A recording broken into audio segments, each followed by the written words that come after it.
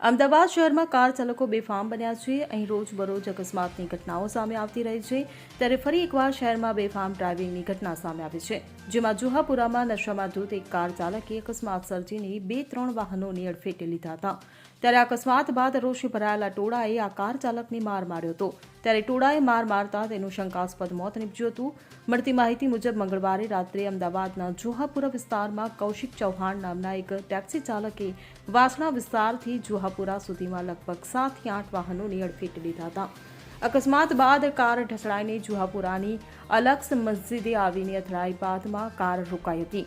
ત્યારે રોષે ભરાયેલા લોકોએ ટેક્સી કાર ચાલકની બહાર ખેંચી માર માર્યો હતો। આ દરમિયાન તેનું મોત નીપજ્યું। જો કે કાર ચાલકનું અકસ્માતમાં મોત થયું હતું કે માર મારવાને કારણે તેનું કારણ હજુ અકબંધ છે। આ ઘટનાને પગલે ક્રાઇમ બ્રાન્ચ એલસીબી સહિતની ટીમ ઘટનાસ્થળે પહોંચી છે।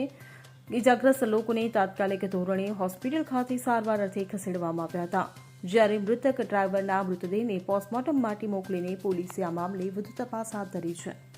Bureau report CN24 news. હવે જુઓ દેશ દુનિયાની તમામ ખબરો તમારી આંગળીના ટેરવે। ઉઠાવો મોબાઈલ અને ગૂગલ પ્લે સ્ટોર પરથી ડાઉનલોડ કરો અમારી CN24 ન્યૂઝ મોબાઈલ એપ।